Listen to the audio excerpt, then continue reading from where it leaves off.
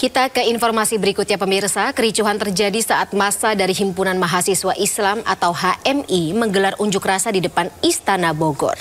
Dalam aksinya, para mahasiswa menolak RUU yang melarang penyiaran konten eksklusif jurnalisme berbasis investigasi dan mengancam adanya kriminalisasi aktivis.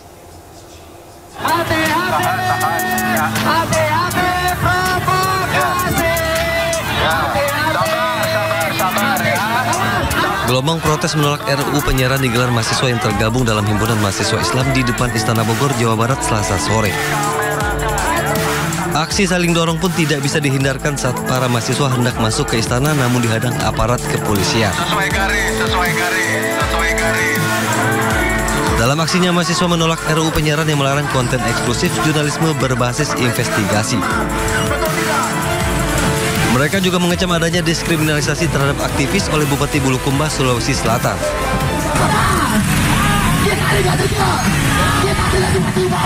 Menolak segala bentuk rancangan undang-undang yang dinilai memperkecil ruang-ruang publik berpendapat atau menyampaikan informasi. Seperti hari ini kita ketahui RUU penyiaran akan larang konten eksklusif jurnalisme dan berbasis investigasi. Usai menyampaikan aspirasinya, para mahasiswa kemudian membubarkan diri. Dari Bogor, Jawa Barat, Adi Firmansyah, Ainus melaporkan. Oke, Fani, melihat dari kasus itu, kira-kira apakah kita sebagai jurnalis ini akan menyuarakan hal yang sama? Bagaimana reaksi kita ya terhadap isu ini, tapi tampaknya yang wadah atau mewadahi kita-kita para jurnalis ini juga sudah menyatakan sikapnya, pemirsa, di mana Dewan Pers dan juga Ikatan Jurnalis Televisi Indonesia atau IJTI menolak revisi rancangan Undang-Undang Nomor 32 Tahun 2022 tentang penyiaran. Ya, revisi Undang-Undang Penyiaran tersebut tidak mencerminkan pemenuhan hak konstitusional untuk negara dan untuk mendapatkan informasi.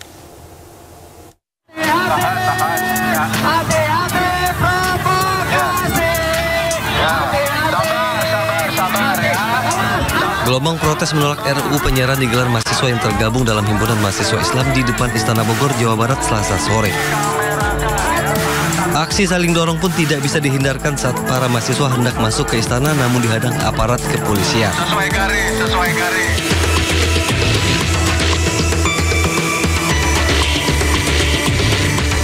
Dalam keterangan pers di Jakarta Selasa sore, Dewan Pers menghormati DPR atau pemerintah yang berwenang menyusun sebuah regulasi.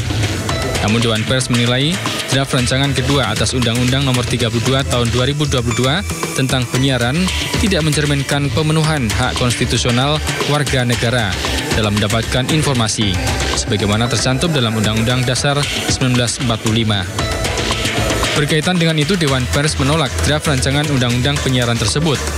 Ketua Dewan Pers, Ninik Rahayu, mengatakan revisi RUU penyiaran juga tidak mementingkan lahirnya jurnalis yang berkualitas, karena terdapat larangan media melakukan investigasi.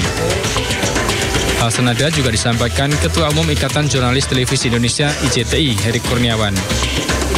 RUU penyiaran ini menjadi salah satu sebab pers kita tidak merdeka, tidak independen, ya, dan tidak akan melahirkan karya jurnalistik berkualitas karena dalam konteks pemberitaan Dewan Pers berpandangan perubahan ini jika diteruskan sebagian aturan-aturannya akan menyebabkan pers kita menjadi produk pers yang buruk, pers yang tidak profesional dan pers yang tidak independen.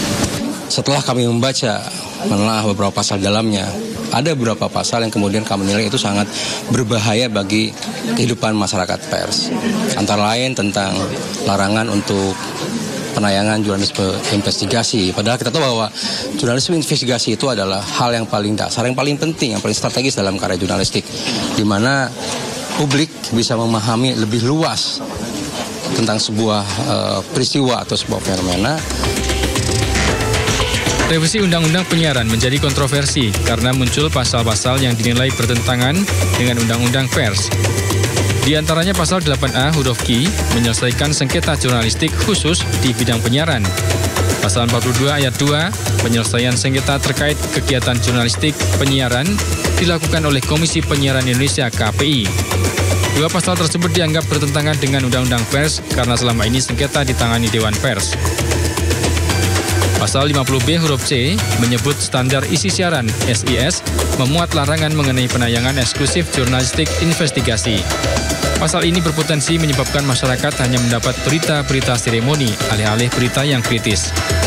Pasal 51E menyatakan sengketa yang timbul akibat dikeluarkannya keputusan KPI dapat diselesaikan melalui pengadilan. Pasal ini berpotensi bertentangan dengan Undang-Undang Pers yang menyebut sengketa akibat pemberitaan diselesaikan dengan mekanisme di Dewan Pers. Dari Jakarta, tim liputan iNews melaporkan. Sementara pemirsa, Lembaga Bantuan Hukum Pers atau LBH Pers meminta DPR untuk mencabut pasal RUU Penyiaran tentang larangan penayangan investigasi karena bertentangan dengan Undang-Undang Pers. Produk investigasi merupakan karya jurnalistik yang dilindungi oleh hukum yaitu Undang-Undang Pers. Lembaga Bantuan Hukum menyayangkan pasal RUU Penyiaran yang melarang konten investigasi dari jurnalistik.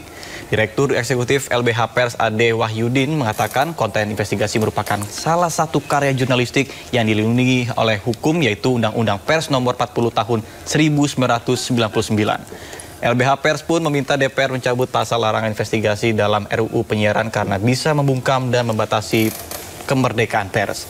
Sementara Wakil Ketua DPR RI Sufmi Dasko Ahmad mengatakan pihaknya akan berkonsultasi dengan Komisi 1 DPR untuk menyempurnakan revisi Undang-Undang Penyiaran dengan memperhatikan masukan sejumlah pihak. Karya jurnalistik itu ditakutkan atau dilarang naik dalam konten penyiaran. Hal ini juga menjadi pertanyaan serius sebenarnya, karena sebenarnya karya jurnalistik itu dia adalah karya yang berstandar kode etik jurnalistik. Dia bukanlah karya ataupun konten yang melanggar hukum, bukanlah konten yang berisikan informasi bohong gitu. Beberapa teman di Komisi 1 itu minta waktu untuk konsultasi sehubungan dengan banyaknya masukan-masukan dari teman-teman media yang tadi disampaikan mengenai soal investigasi-investigasi itu. Dan ya namanya juga hal yang dijamin undang-undang, ya mungkin kita akan konsultasi dengan kawan-kawan bagaimana caranya supaya semua bisa berjalan dengan baik gitu loh. Haknya tetap jalan, tapi impact-nya juga kemudian bisa diminimalisir.